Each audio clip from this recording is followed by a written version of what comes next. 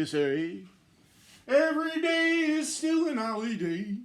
And here today with you I segue into the topic of the day. Ou même si tu parles français, le sujet du jour aujourd'hui. En fait, j'ai continué en français parce que j'avais une conversation hier avec quelqu'un. C'est concernant du politique de Michael Bloomberg et des Koch brothers, des frères de Koch family. As you know, maybe Texaco, Getty, gasoline, oil, maybe Mayor Ed Koch rings a bell, but the Koch brothers spell it K-O-C-H, Koch. And like the Wall family, Walmart, the Rothschilds, these people are extremely wealthy and powerful. I have a lot of respect, even though I don't agree with some of the opinions of Michael Bloomberg. I have respect for the Koch brothers, even though I don't agree with a lot of their things. And I do agree that, you have people who've made decisions in life, and they've had to make choices to survive and support their family. And they may be very, very nice people to their family. They may be very nice people publicly and outwardly. And they'll shake your hand and they'll smile. And they may even give you free gifts. But does that necessarily mean these are nice people? Those same hands that shook your hand may have 5 minutes ago taken the life of somebody, or ordered with the stroke of the pen the taking of someone else's life to support their business. And a lot of these big corporations are polluting our planet. They're mining irresponsibly all over the world, not just oil, but all sorts of things. And the wastewater is polluting the drinking water and the oceans and the rivers and the fish that the people eat, who otherwise would be living in a sustainable traditional lifestyle, but now are forced to live near the factories and work in the same factories that polluted their land. And these large corporations need to be held accountable, the CEOs and the owners and these families, and they need to be taxed more. And they need to understand that United States is a democracy, and we the people, because we're founded on equality, believe that universal solar energy legislation will fundamentally change the world and solve the problem of immigration. It will solve the problem of starvation. Universal solar energy legislation will solve the problem of pollution. And we'll have the billionaires pay for a big, massive battery. Now, yesterday, I had a very interesting conversation with someone who, for lack of a better word, has rubbed shoulders with some very, very powerful people.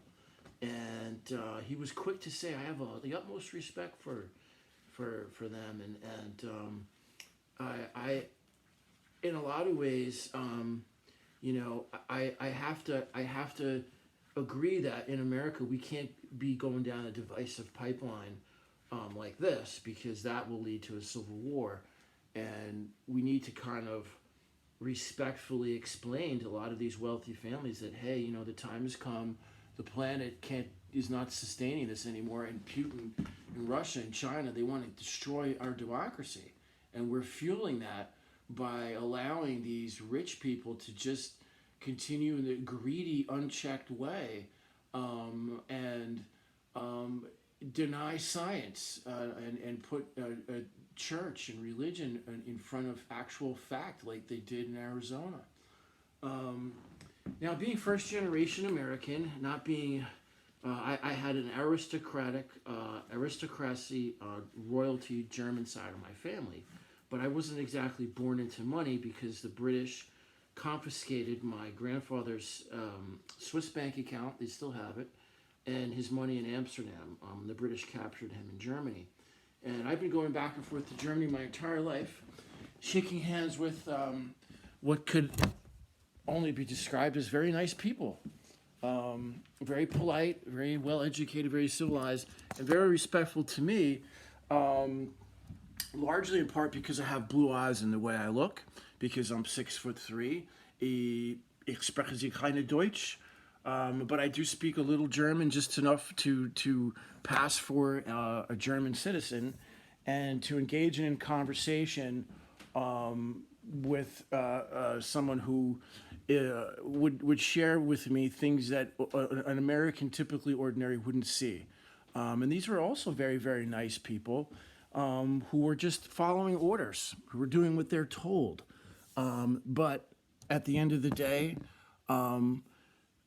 there's a schism in the Nazi Party. A lot of the officers were aristocracy, and they realized there was no sense in murdering innocent people, and that this was an unchecked fascist greed that was spreading the mining and pharmaceutical industry throughout Europe and the world, and bringing back gold and riches and information and science to the Third Reich. And a lot of these people escaped, survived, went to South America, and came back to Germany, and showed up for the Christmas party or the birthday of my grandfather with his fraternity. And so I got to meet people who on paper don't exist, or in whatever kind of administration that happened in Germany, which was pretty much handled in Koblenz, which is a very big administration center, which is about 20 minutes outside of Valdesh, where I would go back and forth to visit my grandparents. Had a lot of like these newly constructed houses in the Black Forest, and one of which was designed by my uncle Max, who worked on the V2 rocket. And my uncle Max was the older brother of my grandfather, who was a scientist who had 4 PhDs, being the first to manufacture penicillin administered to another human being. He lived in India for 12 years and was a scientist, a pharmacologist. He had 4 PhDs: medicine, pharmacology, philosophy, and chemistry. And his brother stayed back in Germany, became very successful as an engineer, and worked with von Braun and designed the V2 rocket, among other things. Albert Speer and all these prominent people, because they were very upper class, very well educated people. They were into fencing, they did the whole thing, and I grew up seeing things and experiencing things in a very classy kind of way, and I mean, just the most ultimate of European fancy kind of decadence, which all seems to copy the French. No offense, but and I got this exposure to people who were very, very polite to me, very, very nice, but were fucking Nazis, okay? And we have in America, we have American Nazis, and we have people here with a lot of money. And it's funny because I'm sure Donald Trump is probably a very charming person in real life to most people. My brother met him. He goes, "Oh, very nice guy." But I don't believe Donald Trump deserves to be the next president of the United States again, nor do I have the utmost respect for what I could only describe as the facts as they unfolded. It's not a coincidence that someone was marching in the White House with a Confederate flag and a Capitol Police officer died defending the White House from a mob of people. I've seen the type of mentality that wants to vote for a fascist. I've seen the type of mentality that it thinks that people are so stupid and that they can be easily tricked, a con man, so to speak. I used to watch the Howard Stern show and listen to it on the radio, and Donald Trump would come on there and speak about his exploits in a very vulgar, obnoxious kind of way. And that was like in the 80s, and when it became kind of cool to just be like rich, and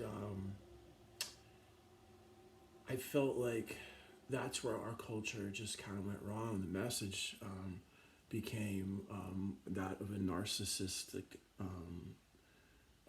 self-serving, decadent culture that's based on greed, that doesn't care about the environment, doesn't care about pollution, wants to blame the immigrants just like the Nazis did, and keep fucking up shit in the rest of the world for other people. And then when shit blows up in their country and they come running here, oh, blame them. Now, do I condone a lot of the extremist views of all organized religion? No, I don't. Do I find there to be a huge problem with Iran? Yeah, I do. I think that's a big problem. I think Putin is a big problem. And I think the way to solve this is to fundamentally disable what's fueling these evil people, like in Bahrain, who are sitting on oil, sultans, people who are sitting on massive amounts of deposited oil under the oceans, forcing us to race to the Arctic with Russia to drill more oil, and to keep up with OPEC price. I mean, it's like a mad race to poison our fucking planet as we know it. There was no winter again this year. There was like barely any snow. It was cold for maybe a few weeks, it's not a joke that I woke up the other day and all my bills were doubled and due twice as early. The prices of everything, it's become unaffordable. The bigger corporations, CEOs are paying themselves, they're patting their own pockets. And the wealthy, the haves and the have-nots of, the haves are like, oh yeah, no, the Republicans are great. It's great. It's good for the economy, man. It's good for the money. Yeah, no. There's no trickle-down economics. And there was a pandemic because the Trump administration dismantled the World Health Organization's team located in China that was monitoring shit so it wouldn't spread. Okay?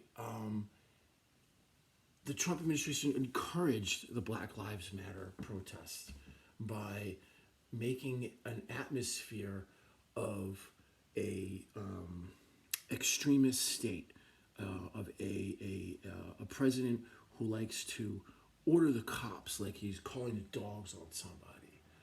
Back in the old days, we'd have him carried out on a stretcher kind of shit that he would say. That's pretty sick. It's a pretty sick and scary state of affairs that we are in. A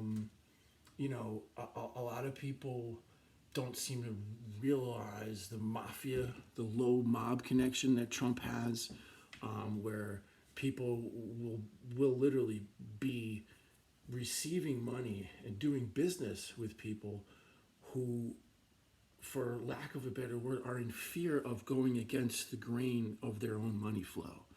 And that's where Trump kind of plays into, because there's people who don't want to let go of their money, their business, and they don't give a shit if it's harming our planet and harming other people, okay? And there's people who want war. They want to make more weapons, okay? There's people who are against gun control because they want to sell more guns. We should have gun-free zones. There's been more fucking mass shootings than I can ever fucking remember. There's been more people saying the N-word to black people than I can ever remember. And people have died so that people would stop saying that word. And our culture has normalized a ghetto urban mentality. Like, yeah, yo. That's not...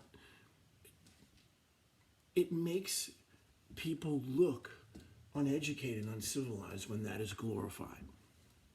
And it's glorified throughout our culture. And our music is supposed to be medicinal. And I highly suggest everyone watching this video go see that band Goose. That band Goose gets it. Duck, duck, Goose. You're it.